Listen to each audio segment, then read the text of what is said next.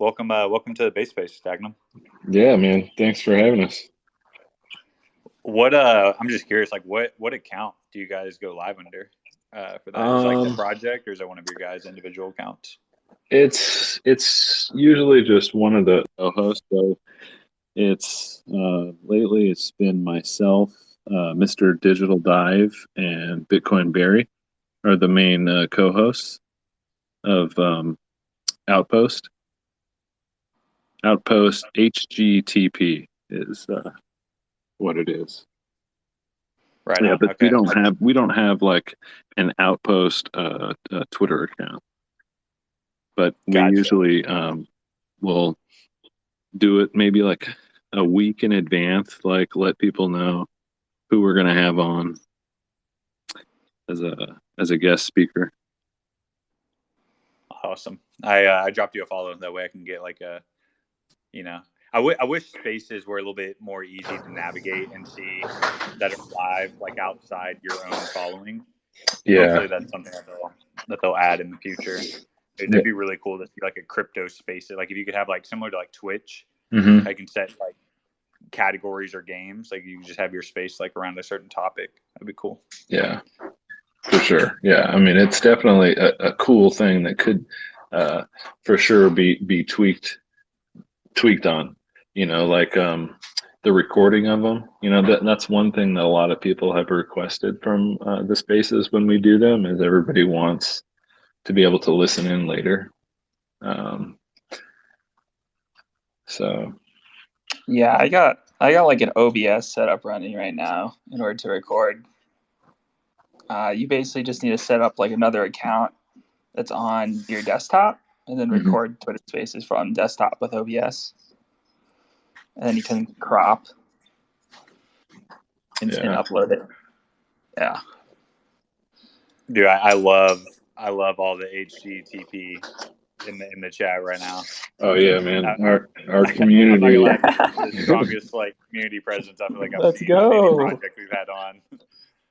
Do you guys have knowledge around how that whole thing started? Was it just a community member that started it up, or did you guys coordinate that? Man, I don't even remember how it all started. I think we just came together. I think there was a couple of us who just all came to the consensus that it was just a better way for us to reach out and for people to just learn more about what is the hypergraph. Because DAG is Constellation is so much bigger than DAG itself, and so it was just a way for I think for us to get that into the public sphere, the HGTP, the protocol, because that's really the nuts and bolts of this whole thing is the protocol that these guys have made. Yeah, what does it feel like to have like this level of community support around your project? Like this is amazing. Yeah, I mean the community itself is absolutely amazing. Yeah, and it just invigorates me every single day. I mean, I wouldn't be out here as much as I am if it wasn't for the community support. Yeah, that's wild, man. Congrats, dude. This is impressive. Yeah. And thank you for the invitation to come and talk to y'all folks.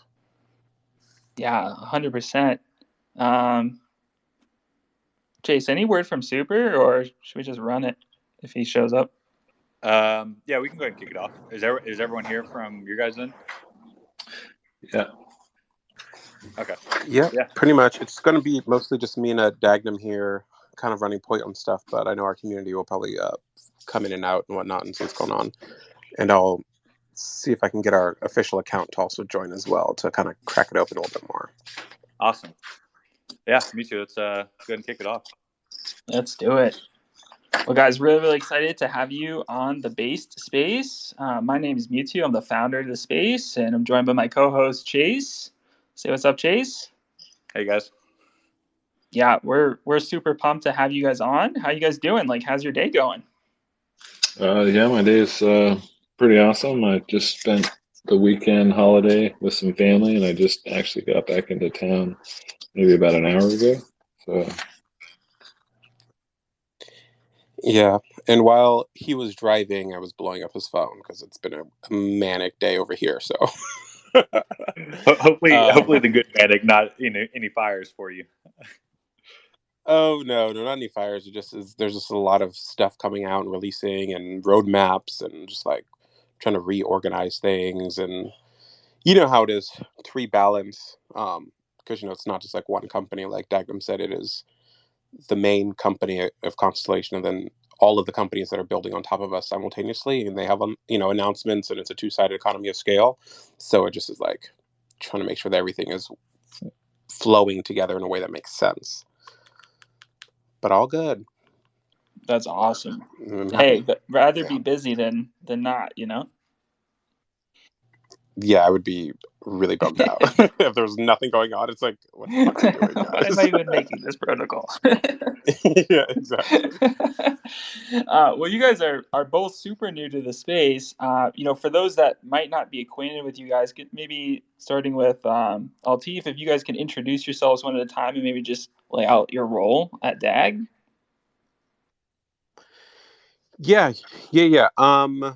So I'm Altif Brown, one of the co-founders of Constellation, and I kind of am more so the global community architect. So I am a part of our governance board along with Dagnum over the Stardust Collective, which oversees the entire hypergraph ecosystem. So not just DAG, but DAG and all of the tokens launched on it. And so I just kind of manage the overall global strategy around the community of the DAG token, as well as all the other tokens launching. Yeah. So I actually just started out just as a rabid fan, just tweeting out because I clearly saw an opportunity early on, and I recognized that almost nobody was in this space was talking about this groundbreaking protocol that's gonna basically transform the internet as we know it.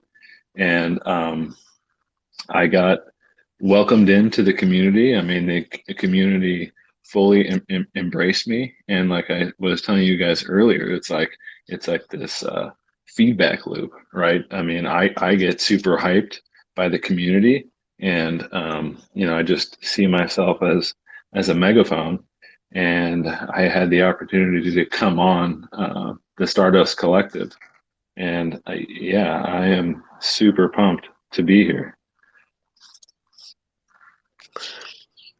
Yep, and Dagnum is one of our bigger influencers within the ecosystem, and so he linked in with DAG, of course, but also Alchemy Exchange, Greenheart, et cetera, just to providing more visibility across the L0 tokens. Yeah, because that's awesome. Yeah, because like when I was trying to tell you guys earlier, is like this whole thing is so much bigger than Constellation DAG. It's this gigantic, ever-growing ecosystem.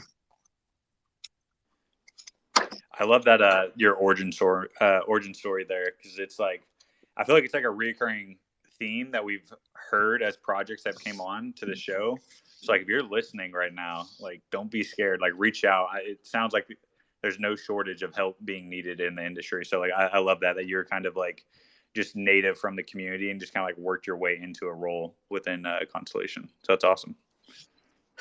Yeah, and several of our other people that like are working on the Constellation core company, like Constellation Network Inc., are also like kind of plucked from the community and whatnot, as people that have been trying to contribute, and they do little stuff, and then you just kind of get closer and closer, and now Dagnum joins calls with the founders and stuff like that, and just is like there's plenty to do, and like with Constellation, I mean, like the main or second iteration of our mainnet is not open to the public right now, but there's a couple dozen companies that are kind of like being incubated and like building on us kind of in private, and then another like 40 or so companies waiting for it to open up to build with us more like publicly, and like all of them will need community managers and tokenomics people and just et cetera, et cetera. So it's like there was plenty of work to do across a two-sided ecosystem.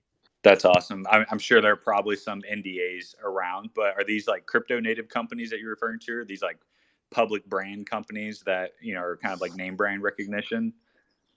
They are all of the above.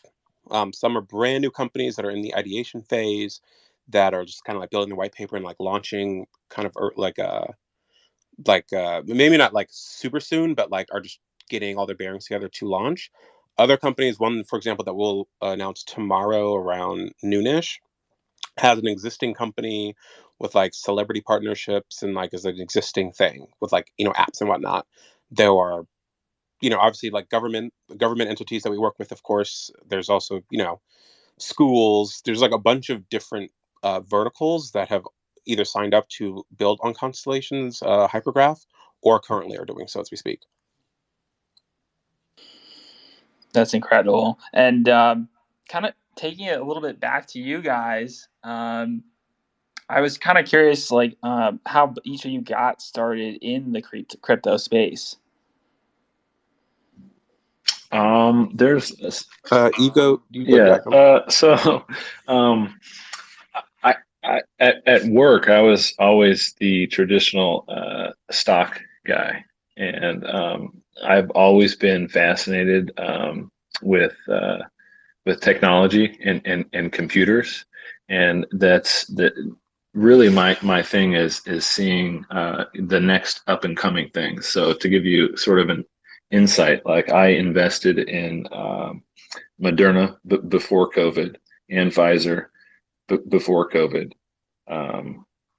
and a bunch of EV stuff before the big EV bubble that happened last year. So anyway, there's this other guy at work that was always the crypto guy. And I actually distinctly remember him talking about DAG in 2019. And I didn't really think anything much of it because he was talking about it in the context of just cryptocurrency, which I'm 100% not interested in. And it wasn't until like November of 2020 when I was discussing internet security issues. And then that's when he dropped the fact that Constellation has a working protocol. And then it was like a record scratch. I was like, wait a minute, what are they doing? And he's like, yeah. And then I spent the entire weekend. I read every paper, the technical white paper, the tokenomics. I watched like almost every single one of their old YouTube videos because I was like, surely that this, like, he has to be sort of not sure about what he's talking about because I was like, you're talking about replacing the hypertext, and he said, yeah, absolutely. And I said, well, if that's true, then this is going to be absolutely game changing, and that's what got me into it. So Constellation, Constellation is the first crypto that I invested.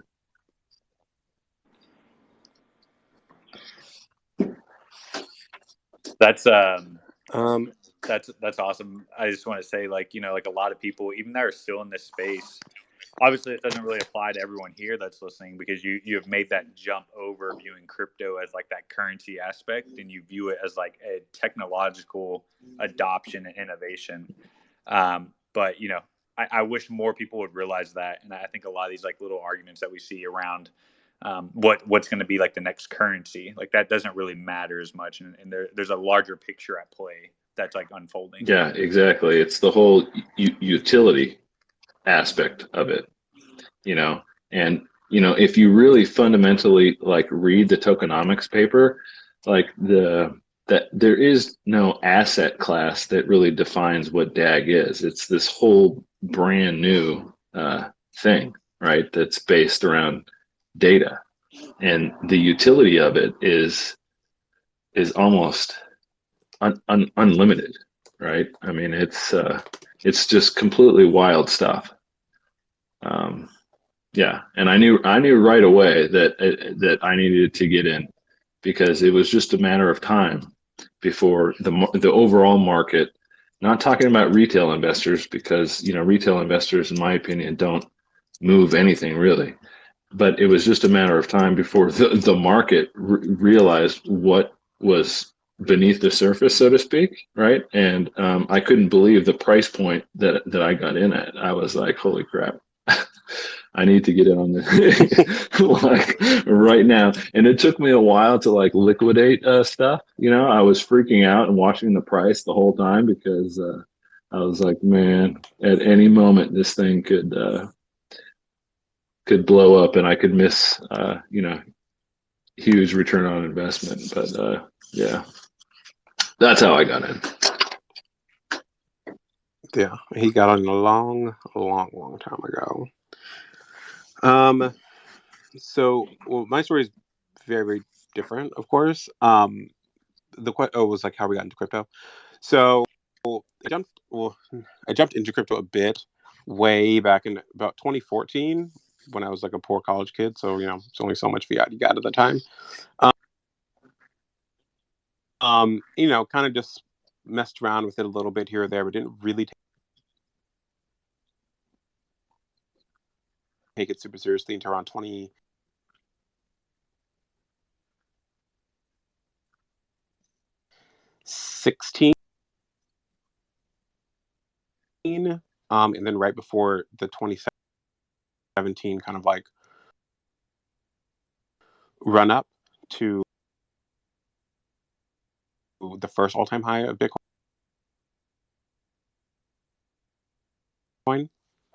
And at that time, it was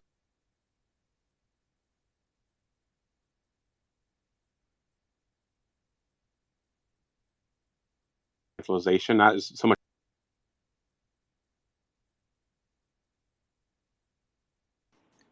Are we is Altif cutting out on everyone else? Yeah, he's cutting out on us, bro. Yeah. I didn't say anything. Crypto. No. On Yeah. my end. You never know what Twitter Space is. Yeah. All right. Yeah, hold on. You're cutting out just a little bit, Alti. Try to do my Wi-Fi real quick. What about now? You sound good now. Yeah, a lot better. What about now? Yeah, a lot better. Yeah, you're rolling, bro. I think we got you.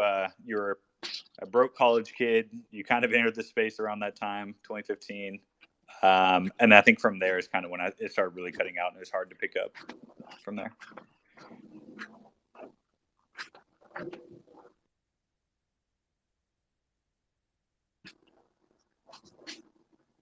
No, hold on. This is one thing that I've noticed before doing our little outposts is so what may have been happening with him, and he might be reconnecting, is if you're on Wi-Fi and for whatever reason, like where you're at, if it's at a point where it switches between Wi-Fi and cellular, it'll sort of drop out and like nobody can hear you. That's the one thing that we've noticed from doing these spaces. So if you ever encounter that with anybody else where it's like nobody can hear the other guy, right? Just tell him to get on cellular and ditch the Wi-Fi, or vice versa. But it's that for whatever reason about this Twitter Spaces is if you're at a point where, like I said, if it flips in between Wi-Fi or cellular, it'll do some funky stuff. So I thought they were just trying to block the alpha, man. Yeah, they could have been trying to block the alpha. Too much alpha in the origin story. Yeah, he was. Yeah, leak it. Yeah. Okay, can y'all hear me? Yes. Yeah. Okay. Sorry, I was like had to go to my car, and I was like, I don't know the fuck's going in here.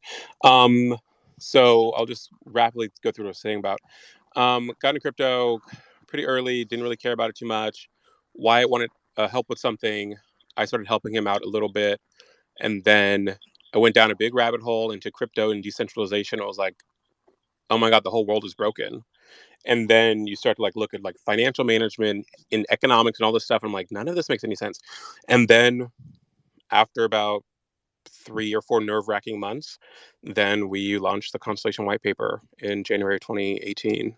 And then it's been a roller coaster since then, but that was kind of that. So my first big play into crypto was the founding of this company. Damn, no big deal. Way to hop in like head first. Like all or most nothing, people baby. just, All or nothing. like Dogecoin is their like toes in the water, but I love that. Yeah, so it's crazy. That's crazy. Yeah, man, that's a pretty wild story in terms of just jumping in and taking on this huge project. I'm curious, like what sparked the idea? Like what sparked the momentum behind that? For me in particular, or for Constellation's genesis? I guess just for you, yeah, for you in particular.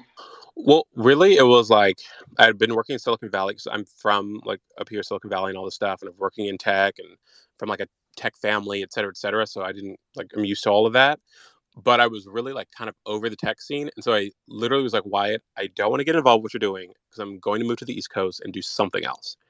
And he's like, man, just like come on for the summer, and I was like, all right. I was like, I'll help you out while I'm looking for places to move to New York, and then at that point, like when he was like, you should be my co-founder of this thing. And I was like, you know what?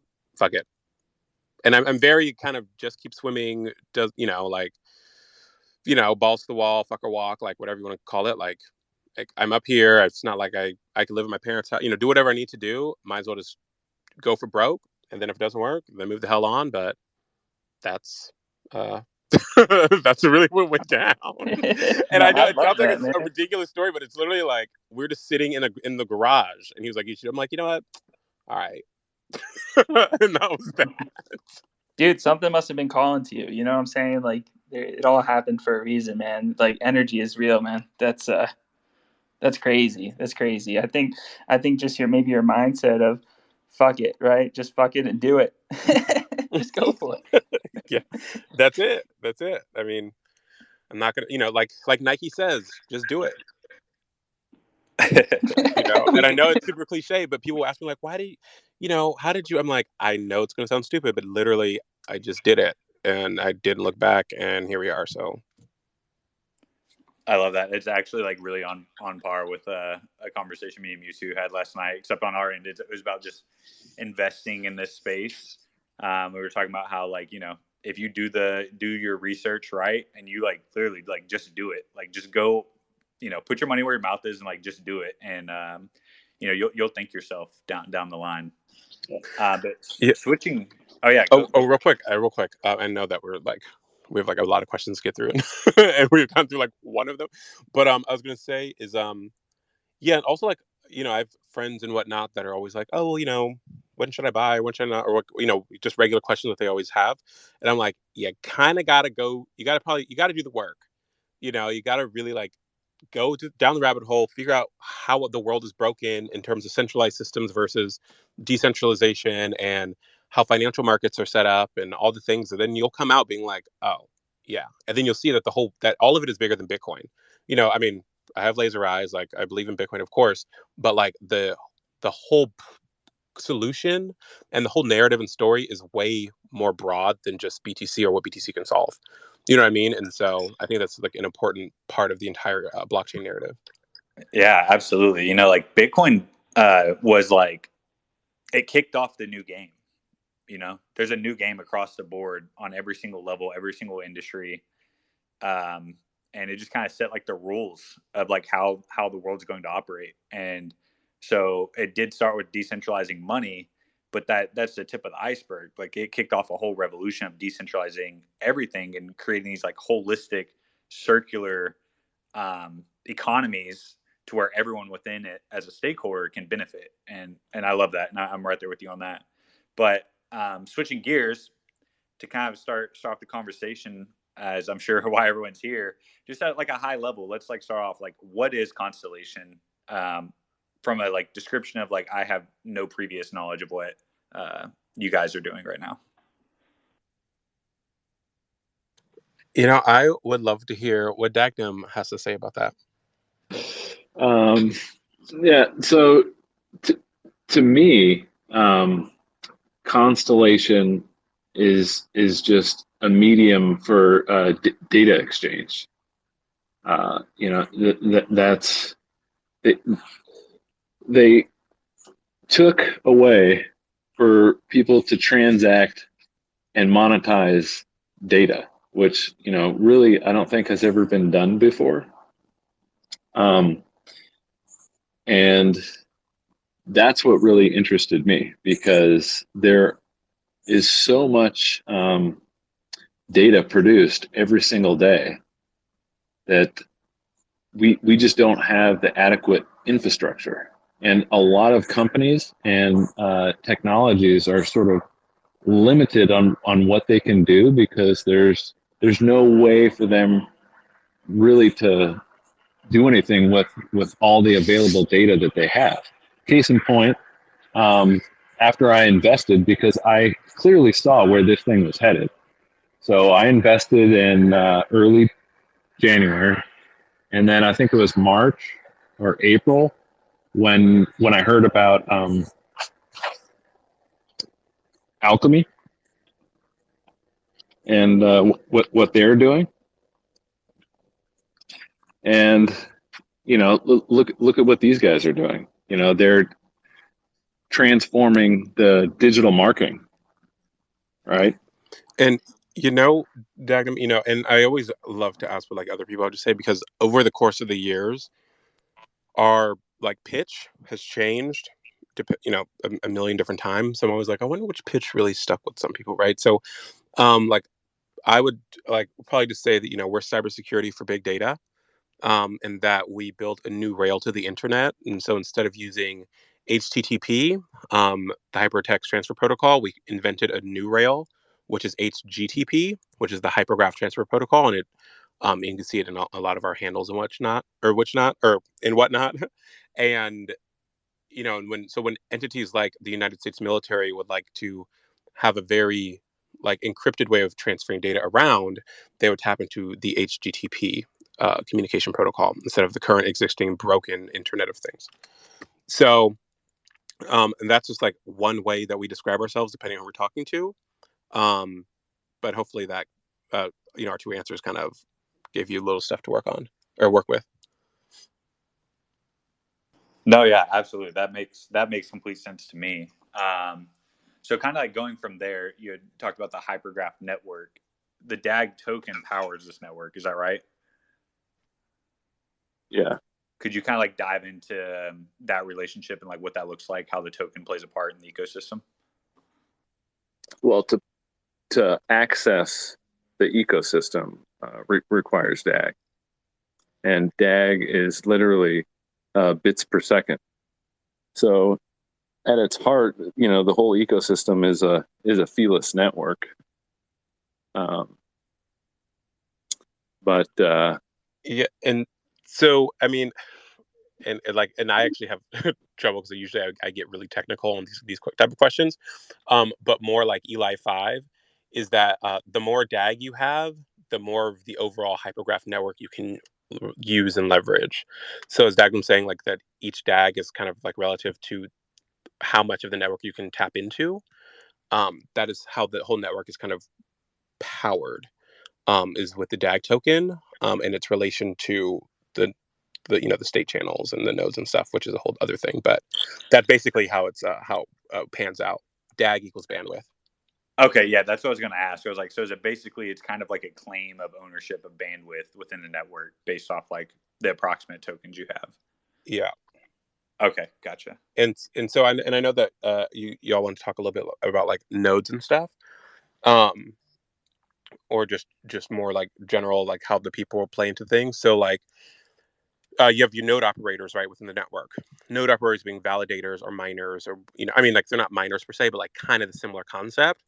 They're the people that are validating the network and the transactions and the data that moves across it. And so if you are a company and you want to use some of the network, you can buy a bunch of DAG, which could be costly. If you're a smaller company, you can basically bring on a person like me or Dagnum and other people that have like the HTTP logo here or name in their username that probably have nodes, and you can collectively use our bandwidth that our DAG has to then run the back end of your company. If that makes sense, and then just kind of reward us a little bit. So it's a way of kind of bridging the gap to not force everyone to just buy a bunch at market, but also allow the network to remain decentralized in a variety of ways. And so we have like a lot of updates coming to those things too. So stay tuned for that. Yeah, and when you say like reward, do you mean that you're paid out in DAG for those rewards? Well, each state channel is its own reward pool. So each state channel can determine what those rewards want to be. So some may reward you in DAG, some may reward you in the native token, like Alchemy will probably reward users with ads, or maybe another state channel will reward you in Ethereum. It just depends on the state channel and how they build it. Gotcha. Yeah, and because at the core of the Constellation's hypergraph is the interoperability between many of these tokens. And so if you think, and this is like not the best analogy, but if you think of like the hypergraph as like a tree trunk, and if you think of all the branches of the tree trunk as different state channels, and each of them have different like tokens attached to them. And so if you're like the node of a state channel, you're basically like the leaves of that branch. And so like it can be in the main, you can get paid out in like DAG, of course, or like Dagnum said, whatever the token, whatever the reward pool that the company is deciding is. And so the mechanics are kind of complicated. Well, they're not that complicated, just as complicated to hear about, but we have a bunch of graphics and stuff that it makes it more, streamlined. Yeah. So staying on the topic of like state channels and these like branching out, are these state channels supporting protocols? Are they supporting businesses? Like, what can you guys kind of break down like what that relationship looks like a little bit more? Yeah, I mean, I think. Oh, go ahead. Oh, go ahead, Dagnum. Oh, I was just going to say that each use case for a state channel is going to be completely different. I mean, the one that we publicly know of so far, publicly, is Alchemy, and they're going to run a digital advertising exchange on it. But the state channels can be whatever data type and data set that they want. I mean, you could theoretically have an insurance company incentivizing drivers, right? And the drivers could be rewarded in DAG or Ethereum or whatever by allowing the insurance company to track their data. I mean, so like it's definitely, so businesses are the primary use case as of right now for certain state channels. And then we'll have a little bit more documentation around state channels that are tied directly to like other assets. And that's a little bit more like hybridized state channels that their focus is to help with the interoperability between our network and bridging between ETH or, Polkadot or whatever it is, I don't want to get too in the weeds on that just because I don't want to, put the developers into a bind. But like as of right now, the main focus of the state channels will be running businesses and the enterprises that we currently have set up, as well as the state channels that the federal government has. Yeah. Out of curiosity, this is like hypothetical idea, but if I tokenize like a piece of real estate, I could basically make a state channel that rewards folks with those tokens, right? So it could be literally any token. Yeah. Yeah. That's pretty cool. And what are the current like criteria to be a node operator? What does that process look like for people who are maybe listening and diving into that? Yeah. So the current node requirements, the big requirement is staking 250,000 DAG, which is, I don't know, like 60 or 70,000 US dollar, like USD as of right now. That's the main requirement. There's also some like hardware or software or hardware requirements. We use a lot of virtual servers, whether it's Amazon, Google, or like DigitalOcean or something, but that's like, $50 a month or something. It's mainly the DAG requirements, but those are for full nodes that we currently have 112 of those. And over the next couple months, we're like rolling out newer type of nodes, and like light nodes, which can be run on like mobile phones and whatnot, will have a far lower DAG like requirement. If a requirement at all is in place, it'll be extremely low. That's incredible. What was the vision with the phone nodes for launching that? Was it for more community participation, or? Well, I think a lot of it has to deal with the entire ethos behind like the hypergraph and like the protocol itself, where we wanted to make sure that like the whole genesis of Constellation came out of the CryptoKitties fiasco of ETH back in 2017, and how we needed a protocol within the space that can scale horizontally and infinitely, in a way that can process the world's data supply. And so, unlike some of our predecessors, the more people that are using Constellation, the faster the network gets over time. And so, and the way you do that, I mean, there's a lot of ways you do that, but one of the main things is having a lot more nodes in the network, one for security reason, but also so we can have as much bandwidth contributing to the network as possible. And so the way to do that is not having the full chain run like everything like you would have in like ETH or BTC or something. So that's why they require all this computational power. It's being able to like kind of shard, or not really shard per se, but like to make the chain a little bit smaller and a bit more lightweight. So that you don't have to run the full chain at all times.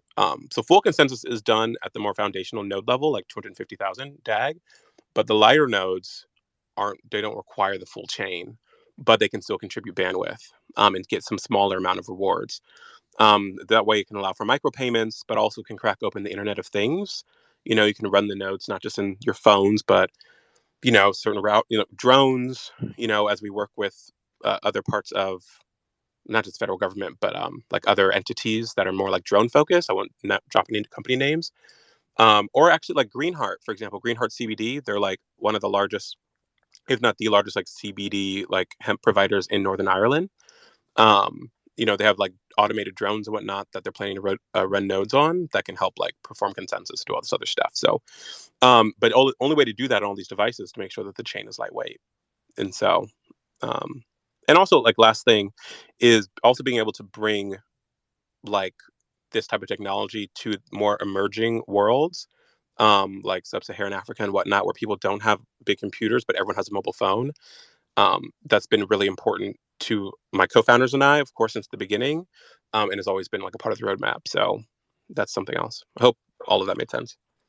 Yeah, and this may be like kind of a redundant question, but like from like a scalability perspective, can you kind of like touch on that? Because I know I tweeted this a while back. I think it came like a report from like the World Economic Forum or someone, but by 2025, they're expecting 460 exabytes of data will be created every single day.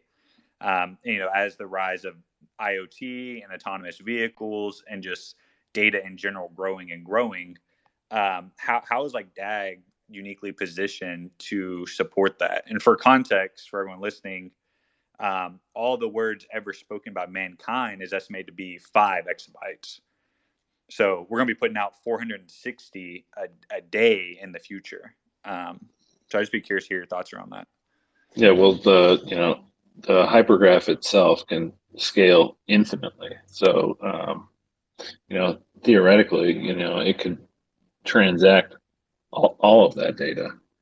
And the key point I think here with that is not only is it capable of transacting all of that data, but it can do all of that in real time. I don't know if any of you guys have seen that YouTube video of them driving down the freeway in real time, displaying Latin lawns of where they're at. I mean, that right there. I mean, yeah, and that was ages ago too. And the thing is, like, what's also to be just called out is we are not dealing with like the hosting of data, so we're not storing it. And I know you didn't like bring that up, but like sometimes people think that like, well, where are you going to put it? It's like we are just the piping that moves it, right? And so the more that moves, that's fine. The pipes will just get larger, because every device that is plugged in, almost like a potluck, right? The more people you invite, the more stuff you have. Similarly, like the more people you kind of bring into the hypergraph, the more resources that it like kind of spits out to like accommodate all the things. And of course, like, you know, we don't know the future, et cetera, of things. And, you know, we always are undergoing stress testing and et cetera, and all this other stuff. But when a lot of our entities have worked with like some of the other chains in the past, they reach a certain point where like it no longer works for them because they can't truly process big data when we were built from the very beginning with big data in mind. So as long as, you know, if the military is running nodes on their planes or whatnot, then all those planes are contributing to the overall growth of the hypergraph, and are running like they're, you know, all the stuff at the edge, which will help all the things scale. So I'm also not an engineer, so I can only give you what I can what I can give you. No, that works for me because I'm not an engineer either. So I'm just like, okay, yeah, that makes sense. But so I'll do my best. It's just it's fascinating because that's a unfathomable amount of data, and just having it like a toll booth that can handle that data to come through in a encrypted way. That's just crazy. And real quick, were you did you follow our recent news with U.S. Transcom? I have not. I know Okay. I did follow some news, and I know you guys had like a recent article that was put out around some partnerships within some federal agencies, but I don't know if that was the one that I read or not. But please, like, could you kind of dive into that for the audience? Oh yeah. It just yeah. So U.S. and, you know, a lot of like news places like covered it and whatnot. But recently, you know, we were awarded another contract, a second phase, which is like just a larger, you know, it's just a larger contract, but of our first contract with the Air Force. But now we're working with U.S. Transcom. U.S. Transcom oversees like mobility, command and control in like the world for the American military presence. It's in 80% of the world's countries, so like 170 countries, and they're one of the largest data producers in the world. And so they just signed on with Constellation, and then had sign off from 12 different stakeholders within the DoD. And we have, you know, letters of recommendation from the Assistant Secretary of Defense's office, et cetera, about our solution. You know, because they all truly believe that we can provide like that amount of data computation or, you know, movement for them that the prior chains they've tried to work with have not been able to. So I think it's a good indicator that, you know, we're good for it. That's incredible. Kind of diving in a little bit deeper, could you touch on like what the HyperCube is and what that is actually used for? The HyperCube. Yeah. No, the HyperCube. Can I tell you guys something, like a secret? So I personally think that we use the word hyper far too much. But you know, I'm only one person. I'm like, Lord, let the grip of this word hyper like be gone. But no, HyperCube. It's basically like a front end, more like a user friendly way of like deploying blockchains that don't require like all of this like manpower, right? Where I mean, the thing about the HyperCube is it is not available right now to the public. And so there's not a lot of things I can answer about the HyperCube just because, again, there's shifting things about it. But generally, if people want to spin up their own blockchains or like their own branches on this tree, their own state channels and launch their own currency, it should be able to be done from one interface, where you can manage it, manage your nodes, manage the bandwidth. You can just plug and play. It should be easy enough that, like, you know, and your grandmother can do it. That's what I was just, yeah. So easy your grandma can do it. Yeah. And is this tool set eventually going to be publicly available, or are you going to kind of keep it in-house for select players to use? That will likely depend on like some of the roadmaps. It'll get released definitely to like the enterprise players first because they'll probably, you know, they need a little bit more to like manage bandwidth and whatnot. Like I don't know what the public would really do with it unless you're trying to like launch a new company, but there's no reason why it wouldn't be. It just probably is going to have to undergo like licensing and, you know, a price wall and stuff like that. I know that like with the HyperCube originally, had a more like public facing wallet, but I believe, I know that we're launching more of a mobile wallet that's kind of more similar to our web plugin, Stargazer. That is not necessarily part of the HyperCube. That can be more for retail investors to move coins and stuff about.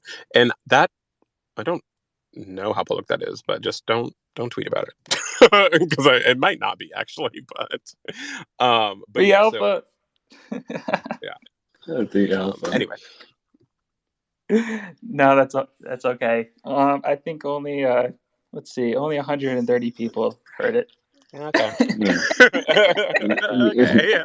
Yeah. Times how many followers each person has. Yeah. It'll be our no one leave this room until it'll be our little secret. No, that's awesome. So it sounds like your vision for the HyperCube wallet has shifted to a more mobile. Yeah, it's like I said, I don't want to say too much because I don't want. Yeah, I'm not sure exactly what like the whole roadmap for the HyperCube will end up looking like with regards to the wallet itself, because I haven't checked it in a while. But like the HyperCube wallet will just be different, right? So the HyperCube wallet will be very different than like a Stargazer wallet that will be a little bit more retail friendly. So anything in the HyperCube is currently right now geared towards like the enterprises. Do you know what I mean? And so that's just how that structure kind of works.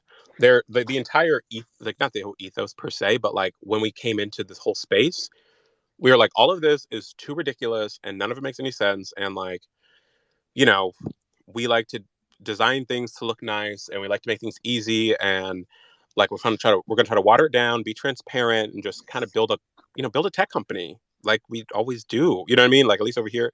And so it's always everything trying to be user friendly is like at the core of things. Like I'm like, this shit doesn't make any sense. Cancel it. And so with the wallet and the HyperCube and stuff, just know that like all of those things are in mind.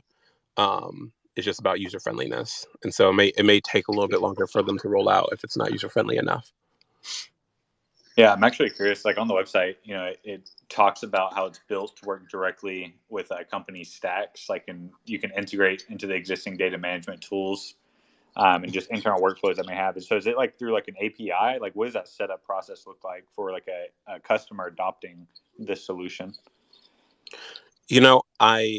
I think it really will depend on what stack they're currently using, right? So like plugging the HyperCube into like AWS is a little bit more contingent on how we work with Amazon than with like Splunk or whatnot. And to be transparent, I'm not a part of the onboarding of the HyperCube clients, so I literally can't tell you. But I do know that like the whole point of data interoperability and blending the current stacks that already exist is like also a core function of the hypergraph, and being able to just kind of like ingest existing legacy systems. And so there's different ways that the HyperCube is kind of branching into those ones, but in the exact way, I don't know if it's an API or what. Amazon, it's not an API. Amazon's a little bit more complicated because our relationship with them is actually very deep. But other than that, I'm not sure. Unfortunately. Gotcha. Okay. Yeah, no worries. So moving ahead a little bit, I know we've already talked about some of these, but more specifically rolling out solutions, or kind of like what the solution is that you guys offer for like enterprise. Mm-hmm. Could you guys kind of touch on the trade-off of like the cost of bad data and like what the connected world looks like using? Oh, well, the U.S. economy loses $3 trillion a year due to bad data. Yeah. And Alchemy built their whole exchange around, bad data and fraud. And building on the blockchain eliminates that. So, I mean, yeah, I mean, and like Dagum said, like super earlier about like the use case or the way you kind of execute it is very limitless in certain ways. Is that some enterprise solutions like an Alchemy, which is built around like protecting bad data, like spoofing, et cetera, right? That's one way. If you think of, gosh, we were talking to some company, some train company a while. Like if you think of like transportation agencies, let's say like a bus line, right? Like a bus line, let's say running nodes and whatnot. or as streaming location data in real time, like we showcased a couple years ago online, then that data ends up being able to prove how often or not certain buses are like on time or not, and then can be used to like adjust things or times or discipline people, et cetera, right? And so that's not even necessarily the enterprise, but it's just like it's a really specific use case that like actually people are asking that they ask for. Yeah, look at Walmart. I mean, they revolutionized just-in-time economics, right? And their whole business model is based on delivering stuff when it was needed and not really warehousing anything. And so having the ability to track all of that data in real time, I mean, I don't know if you could really put a monetary value on it. And like lastly, real quick about like enterprise stuff, but like if you think about like electronic vehicles and like the entire or sorry, not electronic vehicles, the AV5 ecosystem of self-driving cars. Like the whole reason that we were in Moby and like dealing with like, and when we co-authored the standard for autonomous vehicles with GM and Ford back in, what was that, January, February? It's actually a really good read if you want to Google it and stuff. But the reason why we were one of the co-authors is because we can take all that LiDAR data that their sensors are picking up and then stamp it into the blockchain as it's collected, and then perform consensus across the different cars to make sure that all the data matches, so that different automated vehicles are not having different data streams, because that is going to be catastrophic. And so that's kind of how we play with the interconnectedness of things, especially within the AV ecosystem. Right. Or like my little analogy, and maybe there is somebody doing it, like an insurance company. I mean, you could literally have a mobile mining rig in your car, right? You're allowing your car to transmit data to the insurance company, and they could reward you for transmitting all the data on your driving habits. I mean, yeah, it's sort of unlimited, right? On what you could do with this stuff. Yeah, I honestly I can't help but laugh to like think about the sheer size and scope of like the future, of just like the size and scope. That's crazy. And sorry, just real quick, and like and then once kind of when you're when crypto's in like enough places and et cetera, and like a little bit more legal tender and whatnot, right? Take Dagm's analogy of you don't even need like a mobile mining rig in your car. If your car's going to connect to the internet, it can be a node itself, right? And like be running a Constellation node as a validator and like mine internally, right?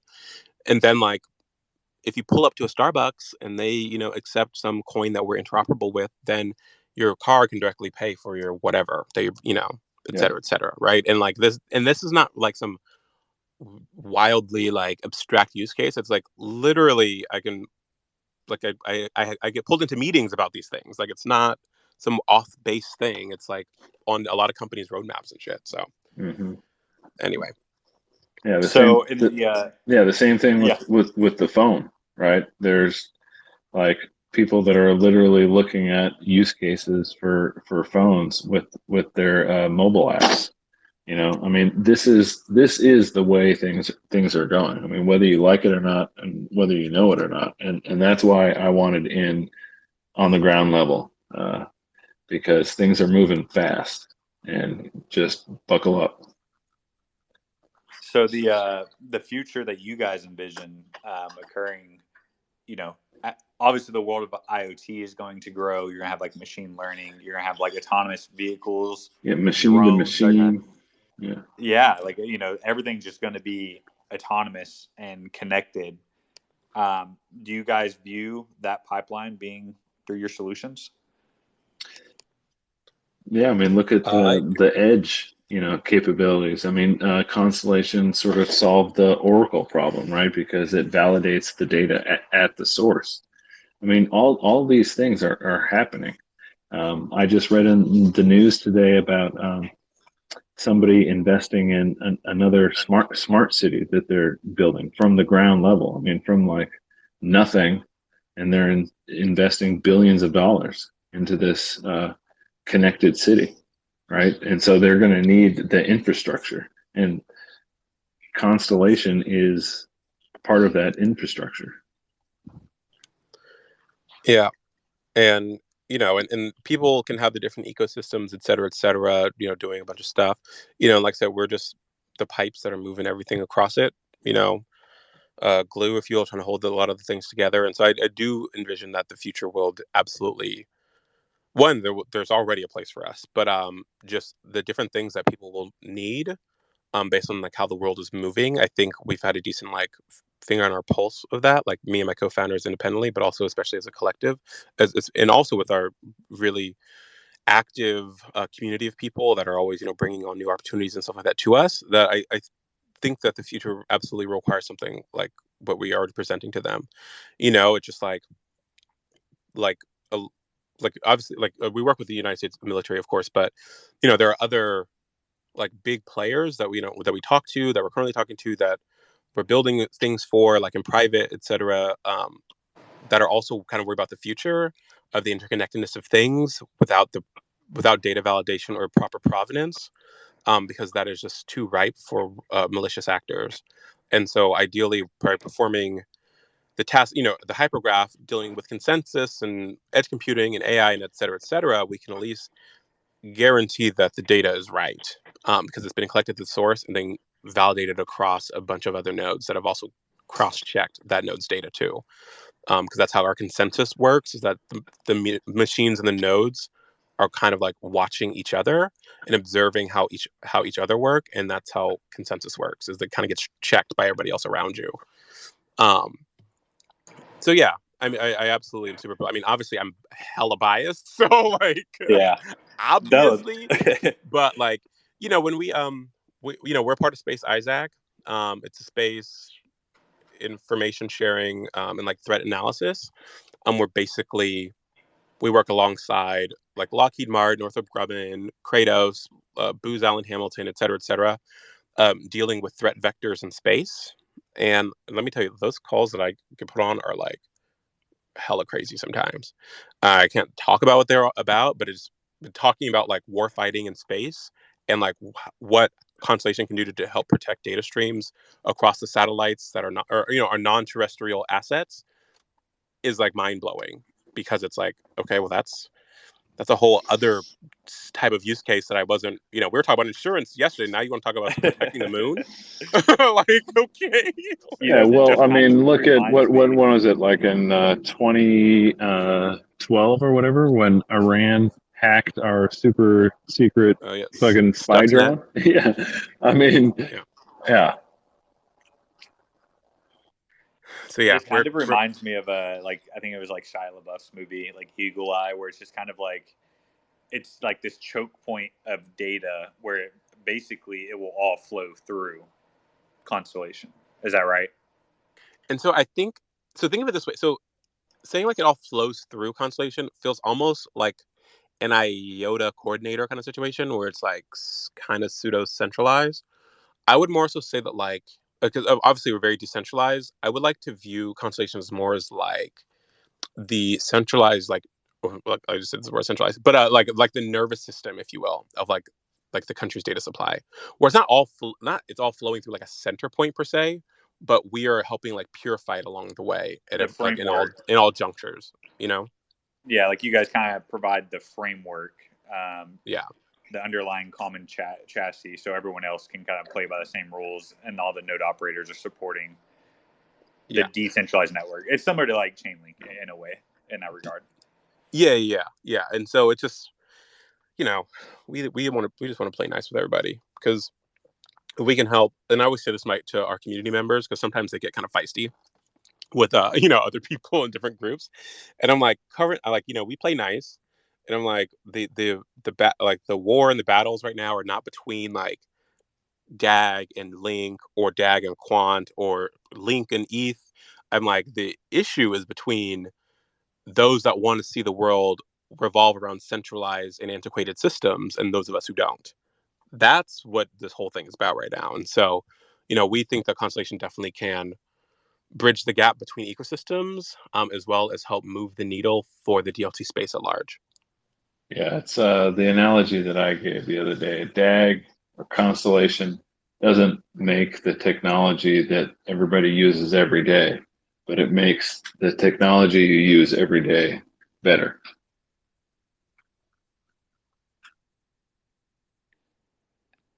Yeah. Speaking of, I just want to bring up this since you had brought up the competition aspect and how, I even being like native on CT, like you see the warring factions. But speaking of, you mentioned Chainlink, you mentioned Quant. There are partners with you guys. Could you kind of like dive into what those partnerships look like? I believe LCX as well is in that list. Yeah, I mean, our partner ecosystem is ginormous at this point. And so I know that Chainlink, it's, we're more working on data localization. Quant, it's building out smart cities. LCX, they're an exchange, so it's a little bit more about providing that kind of level of regulation and KYC kind of stuff to our tokens that are launching. Splunk, we're a technology partner, and Splunk has a huge market cap. It's a giant partner. Obviously the federal government. Well, the federal government's not really a partner. They're a customer. They're a client. And there's I don't know. There's dozens of other partners that we have.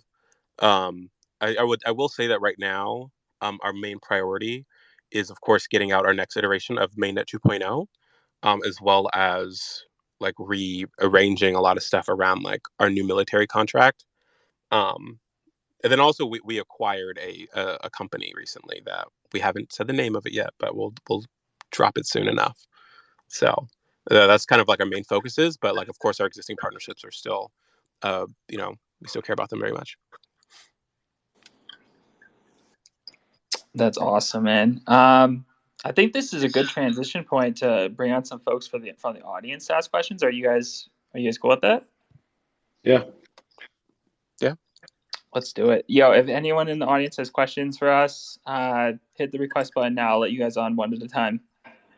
And I will say, if it's overly technical, I'm absolutely not the right person. So please go to our Telegram and ask, because I don't want to have to say I don't know a bunch of times. It's gonna make me feel bad. I'm actually curious. This may be too much alpha. I don't know if you can share, but with full self-driving soon hitting the market with Tesla, any conversations have been had in that realm? So it looks like we have a question now, huh? Clayton. Yeah, is it me? Clayton, I thought he was talking there, so I didn't want to go over him. Hey, how's it going, boys? Hey, good. How are you? Good, man. Good. Thanks for putting this on in the chat. I've been following DAG for a little while here, and really stoked at everything you guys got going on. So my question was about the Mobi partnership. So I seen you guys made the connection, but then I heard talk that you guys were splitting off from Mobi, or you're still. I was just wondering what is going on with the AV on that side of things. Oh yeah. So I forget what hypergraph it was. Maybe 20, I think. When we were talking about our new partners and stuff. So we stepped away from. We did not renew our membership in the Mobi consortium, or in Hyperledger, for a slew of reasons. But with Mobi in particular, we still vibe with their mission and we support Mobi on their quest to bring blockchain to the connectivity of mobile cars and whatnot. What happened just kind of is our company grew obviously a lot, and the way we viewed mobility overall has changed. And so, Mobi is more so focused on just cars, right? Yeah. Where we're focused on movement more broadly, as you can see with our partnership with drones and planes and satellites and other things. So just we're getting a new mobility consortium underway right now, but Mobi just didn't really work anymore. Okay. Fair enough. Perfect. Well, thank you very much for answering that. Yeah, of course. Thanks for coming on, Clayton. Appreciate the question. No problem. I'll try and brainstorm some other things through my notes here, and I'll let you know if I come up with anything else. But also, even though, like I said, we left Mobi after we co-authored that thing with everybody, so definitely still read that, because it was a very large piece of work that we underwent with that. So. That was with Diggles, with Benjamin Diggles as a co-author, right? Yeah, and alongside GM and Ford. Yeah, I read that. Perfect. Thank you very much. Cheers. Mm-hmm. Cheers.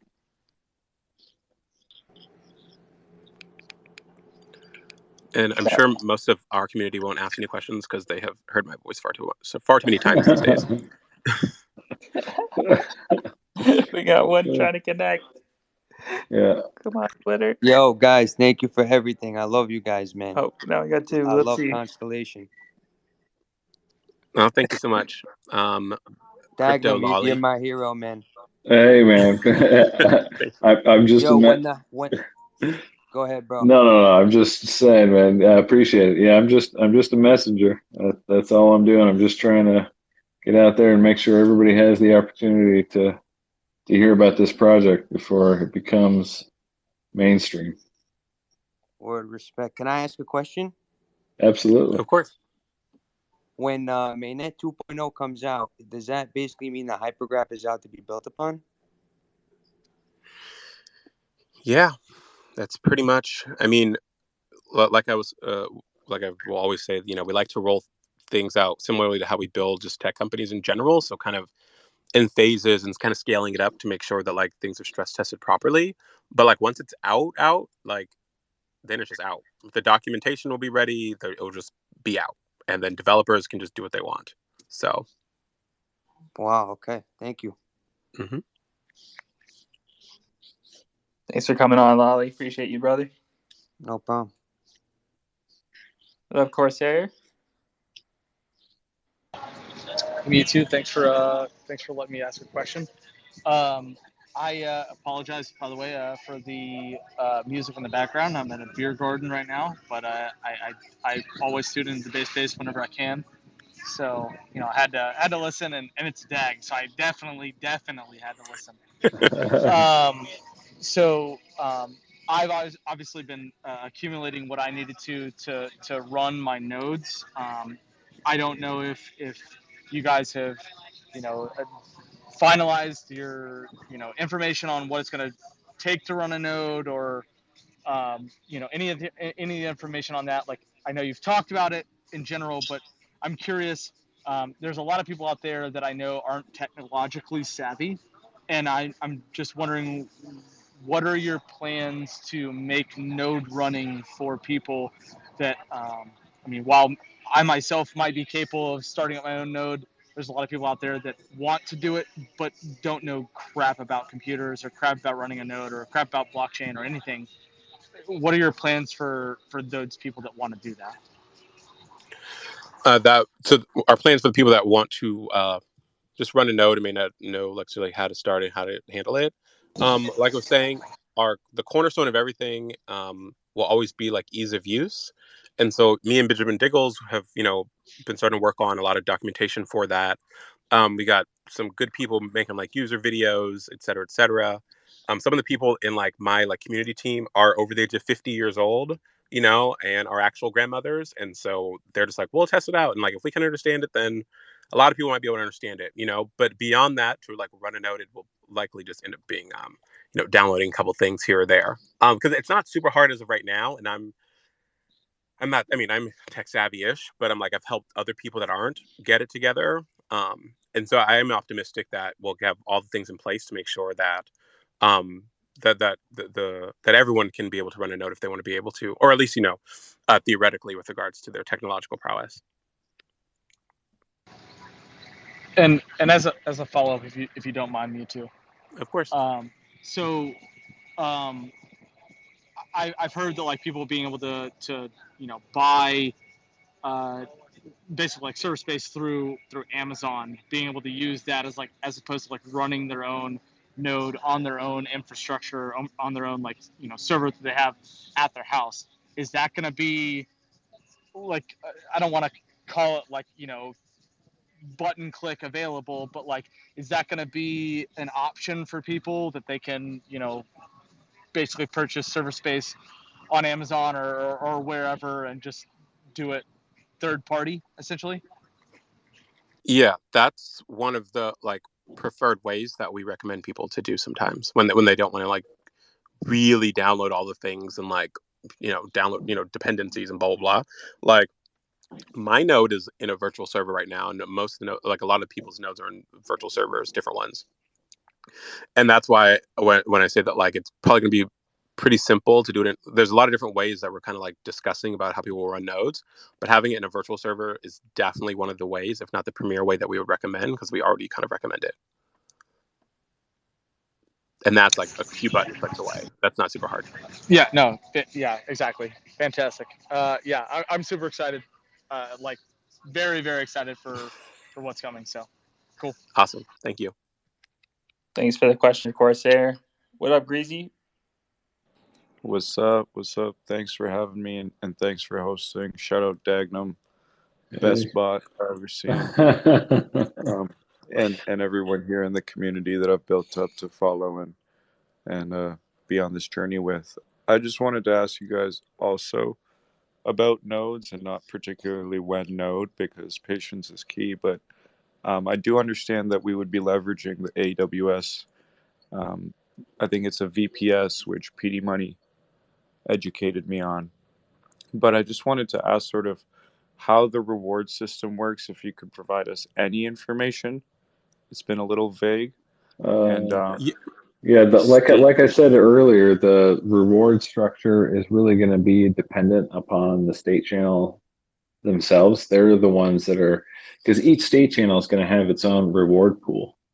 So, there's a little calculator floating around the ether somewhere, but that calculator is based off of the network validator nodes, but that's not really going to be applicable once everything is online, because the bulk of the rewards is going to come from state channels. And like I said, each state channel is going to determine its own reward structure. So that makes a lot of sense. Sorry, Altif, go ahead. Yeah, I was going to say the same thing, that it's completely dependent on like what you're validating for. So like the current nodes are like validating the base layer of the network, right? It's like basically like the DAG state channel, if you will, is what's being validated currently. But if you were to put your node to start giving some bandwidth to like Alchemy or to Greenheart or to Stargazer Wallet or to whatever it is, like then that reward structure is going to change. And aside from that, the price of DAG itself will continue to change. So like people will always be like, well, how much are we going to make a month or a week? I'm like, I have no idea. So any number I give you is going to be a lie. So I don't know. But yeah, the reward structure is dependent upon the parameters that are set by the state channel. And ideally those parameters will easily set in HyperCube that people can view. But that is on the roadmap. With that being said, and bear with me, and thank you, Dagnum, for the education. Some of us are not, it's difficult to grasp. Like I've challenged to educate myself on technology as I came into crypto, and DAG I could just tell was a level above what I wanted to ask. So understanding, I haven't looked at any of those reward structure payouts prediction things, because it's just not going to be worth it until it's live, in my opinion, to understand what we're raking in. But each node, and please correct me if I'm wrong, is kind of like a micro state channel in the large state channel infrastructure. And I read the white paper, the part about the tokenomics and node running, and I think there's a part that explains or mentions staking on someone's state channel. If one of my friends doesn't have enough DAG for a node, could he stake on my state channel to increase TPS and increase rewards for both of us?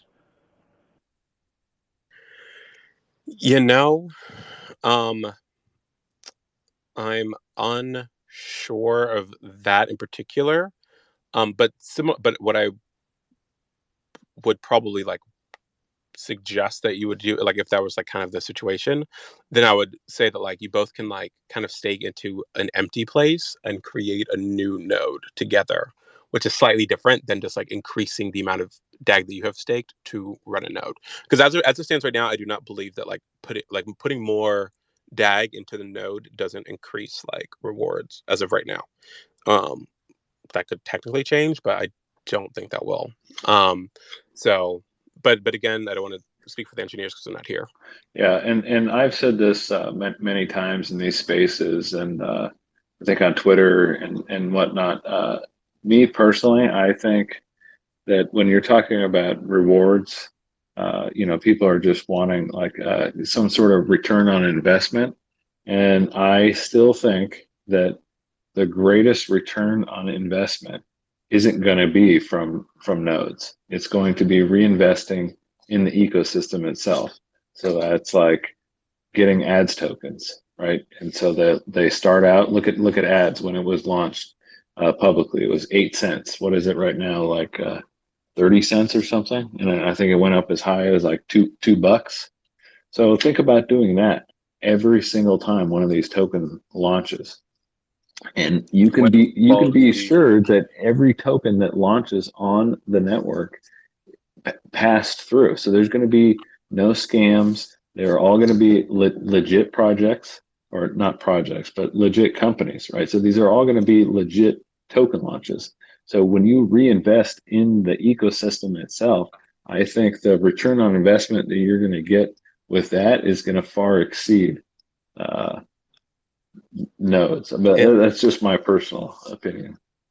And last thing, it's not necessarily about the node question. I hope that we kind of answer some of that. But I was going to also say, with regards to the ecosystem more broadly, is you'll get some rewards in different tokens and et cetera, et cetera. But if you haven't like read the generative economics paper or the generative tokenomics paper, I would say to definitely thumb through it, at least the first few pages, to kind of outline how DAG as a token is also more of like an index token, if you will, and represents the entire ecosystem. And so as the other tokens on the network kind of keep coming out and keep launching, it like raises the value of like all of the tokens, right? It's like unlike ERC20 where like different tokens like don't impact each other. With how the hypergraph is built, it's built to be a little bit different and more like index driven as a full ecosystem working together. So that's just an aside, but definitely something that I want to make sure to mention. Thank you both. Thank you, gentlemen. I will definitely take a look at that. It's kind of like not threatening, but like it's a big paper. Yeah, that's the word. Yeah. Brain fart. It's late. But no, thank you. I will definitely take a look more into that. I don't see why not. Well, actually, I don't know who it is in here, but like if you look at it, if you like search for it like on YouTube, like tokenomics of DAG or something like that, there are people that are like will go through it and like kind of break it down, and there's some good videos on it. Yeah, Brian O'Brien, he has an excellent breakdown. He has probably one of the best technical breakdowns of the technical white paper and tokenomics. He's got 2 videos. I can hold on. Let me pull this up and I'll tweet it out for everyone.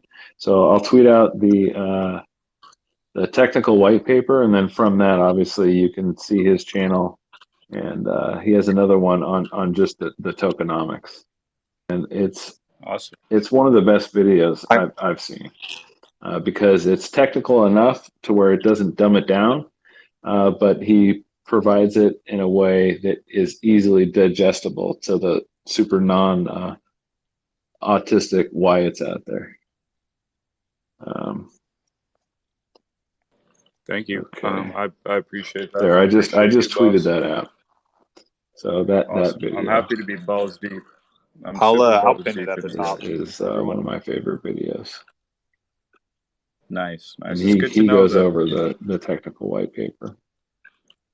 Awesome. Important to just keep learning about my investment because I've been balls deep and just waiting for the passive income to reinvest because I see how large this project is. So thanks for continuing helping us learn. Cheers. Yep. Thank you. Thanks for coming on. Grazy.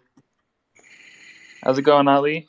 How's it going, man? I had a quick question. I know we made up the topic about nodes a lot, but I was wondering if you guys had like a Docker image I can use to spool up a node in a Docker container, if that's even possible, just as a POC for myself. Is that out, or is that something in development or something? Yeah, that's not available yet. We have a developer release that's coming out in the next few weeks, and then that should be available then. Oh, like a Docker image I can spool up on a container, and that's going to be releasing Well, we're releasing a bunch of developer like resources in a few weeks. I don't know if the Docker image will be in there. It's not available right now though. But I can put in a request to try to add something like that into the release that's coming out. But we don't have it yet for you. Sorry. Awesome. Sounds good. I appreciate it. Thanks. Mm-hmm. Thanks for the question, Ali. How's it going, Angel? Hey guys, how's it going? Hello. Good. Good, brother. Yeah, Nice going to well. see Thank you. Yeah, man. So, yeah, I had to come, man. It's DAG. You know, DAG was one of my biggest gainers this year. You know. So I had a question. I don't know if one of the guys here was talking about light nodes. So how like realistic are we talking about light nodes? Because I know most people like me, for example, I made the dumbest mistake of not buying 250 nodes when they were under $2,000. I just bought like a good, good amount, I didn't really, just to hold, but I didn't buy 250. So I heard somebody talk about light nodes where the requirements wouldn't be like the 250, the 250,000 that is now. Like, Mm-hmm.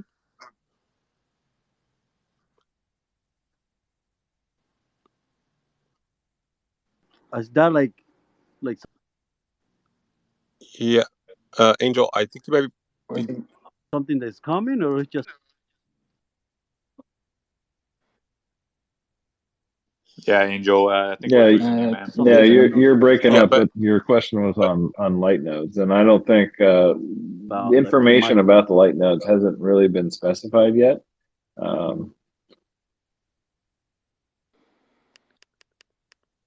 yeah, I can add to that. Can you guys hear me fine? Yeah. Yep. Okay. So I know he's breaking up. So yeah, light nodes are absolutely in play. And like how realistic is it that they will be less than $250,000? It is absolutely very realistic, or Hello? 250,000 DAG. I Hey talked guys, to can you the hear me? CTO. Hello? Hello? Yeah. Can you hear me? Hold on one second. Oh, yep. Yeah, I was talking to the CTO or my friend Wyatt today about the requirements for light nodes, and he literally said that they wanted it to be the lowest amount of staking required, because he wants to have a lot of light nodes in the network because it will provide an extra layer of security. So it is very much in play, and I got confirmation about that like 3 hours ago. Let's go. That's awesome. Yep. But also don't tell anybody that either because we haven't released it. But Yo, there's a lot of faith in you guys listening. Don't let him down. Yes. All right. if you're giving me hidden gems, and I'm like, they're gonna you kill add to your bags. the edge team's gonna be like, what the hell are you talking about? Like, we need to make. I'm like, well, it's already out the bags now. So if they end up changing it at some point, don't be mad at me. But Wyatt does want it to be way less than what we currently are dealing with, because he wants as many light nodes as possible in the network. Anacon. Thanks, Altif. Firstly, thank you guys for hosting this. I know all of you are so busy. The community, I'm sure the community, and especially myself, I really appreciate you guys taking the effort and coaching us and mentoring us and giving us insight into this amazing project, which I genuinely believe is revolutionary. And Dagnum, a big shout out to you, man. You're a legend in my eyes, and so you, Altif. My question is twofold. I suppose the first one is there's a little bit of chatter, unfortunate chatter, in the Telegram community, Telegram space today with regards to mainnet to developer release and the mainnet to, I imagine, normal release for retail customers like myself. I was wondering, Altif or Dagnum, if you can sort of confirm or shed some light into those two releases and what they mean. Sure. So I haven't, unfortunately, I haven't seen, haven't been in the channels too much today.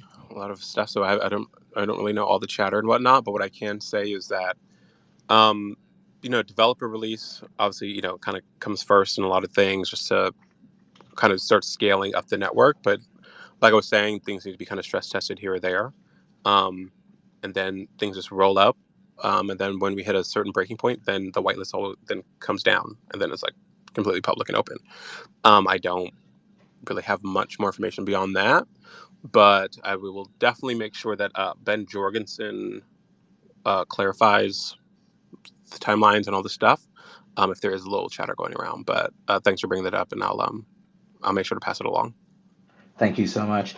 And my second question was to do with my own understanding of tokenomics. I must confess that I'm still working through that amazing paper that White put through, and the tip that you guys gave with regards to the YouTube videos that Dagnum has tweeted out. I'll be sure to review that a few times over.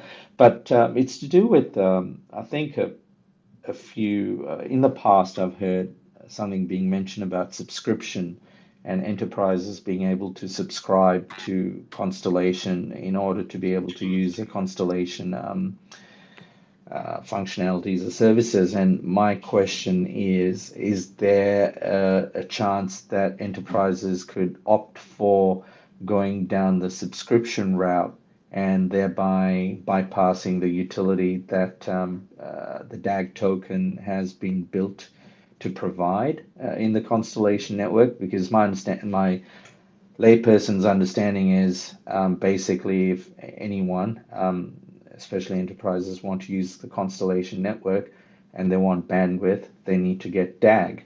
So is there a possibility where certain enterprises, maybe big ones, for whatever reason, security, like defense, for national security reasons, or other enterprises where they can opt to say, look, we'll just go by the subscription route, pay you guys, pay Constellation a whole heap of subscription fees, and not participate down the route of using DAG tokens as utility for bandwidth?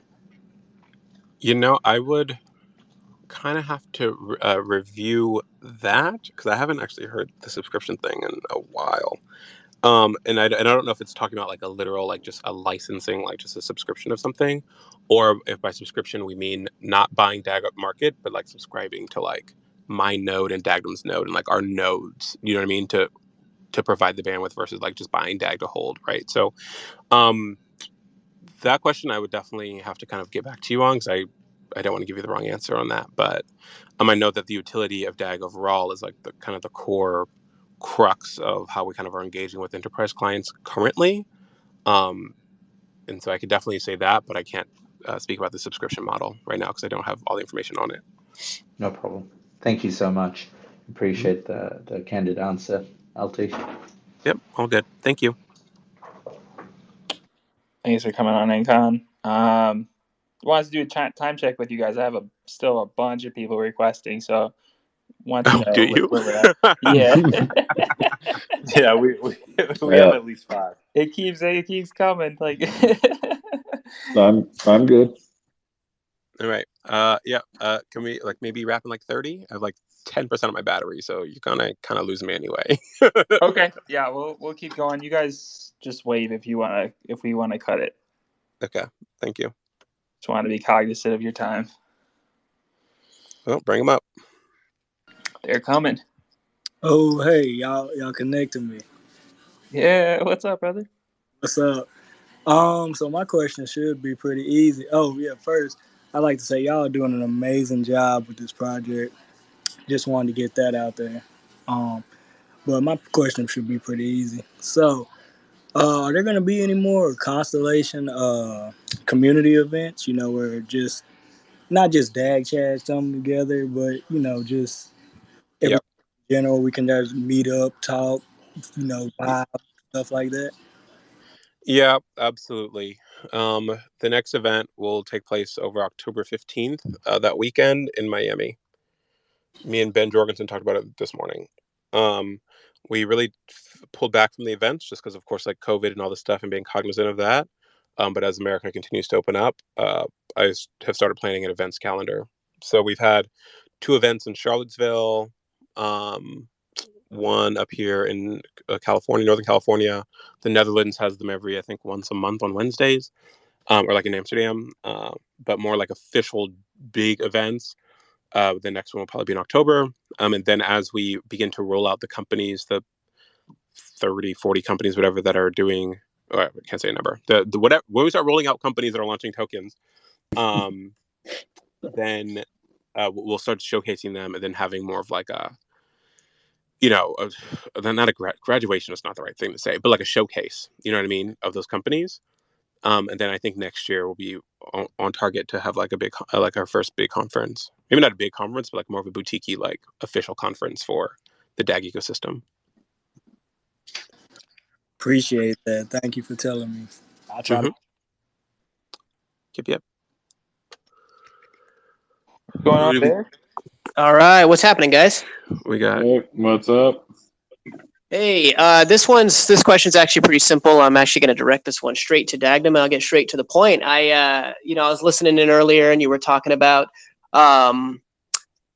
how the real value isn't necessarily. I mean, yes, the nodes are actually going to be great, but the better value is actually reinvesting in the economy and the DAG ecosystem itself. And I think for a point of clarity that I wanted to get to was, when you're saying that, are you saying in terms of, for example, through the Lattice Launchpad and people staking and then utilizing USDC to purchase, or are you talking about utilizing their nodes and then keeping those instead of, some people I'm sure will sell off whatever they make from their nodes and other people will hang on to it and utilize that as an investment, or also just purchasing straight from other exchanges? Like, are you talking about going through all those avenues in terms of the, what's the best way to put it? Yeah, no. Return on your income, right? Yeah, I think I get what you're saying. Yeah, all the above are definitely, I think, overall better return on investment than just straight up just a node. Because look at, for instance, look at just DAG itself, right? So in January it was 0.006, right? And now it's 30 cents or whatever, right? And so you're going to be able to do this multiple times over with every single token that launches. And like Altif was saying, and this whole generative economics, right? So it requires DAG to make a token, right? So any new token that gets created on the ecosystem, all the other tokens are going to benefit from it. So me personally, so you could do the Lattice Launchpad thing, staking, that's one avenue. But just as a strict, just dummy, one and done, wham bam, the greatest bang for your buck is going to be whenever one of these token launches. Like the first one that just launched was ads. It was 8 cents, I think, was the initial public offering. It got as high as $2. Like, are you kidding me? Like, I just think about that for a second. It's kind of similar to the IPO craze of the 90s. Right. Yeah. So I'm hearing you there. Yeah. So, all right, thank you. No, I really appreciate your time. I'm a trader by heart. I actually started in DAG in 2018 myself. So that's why I was just curious about that, because I'm always thinking of those avenues and thinking very far ahead. So thank you. Yeah. Thanks for coming on. Yeah, no problem. Thanks for having me. What's up, Lucky and DAG noob?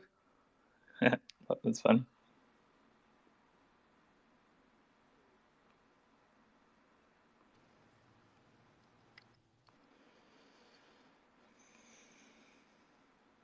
Can you hear us, brother? I can hear you. I think he's still connecting right now. Oh, is he? Yeah. Give it another.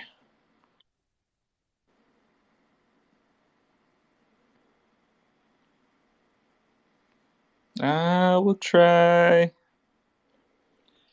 I just want to say for the record, this is I think the most community questions we've had asked to date. Pretty crazy. HTTP, can you hear me? We can all hear you.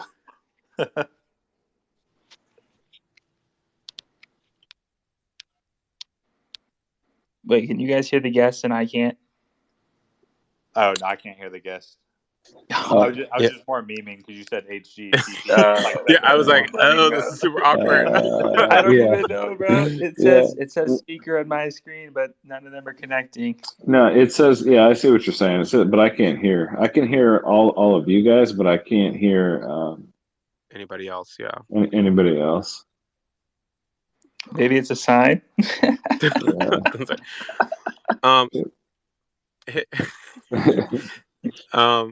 Yeah, I don't. Yeah, it's really weird.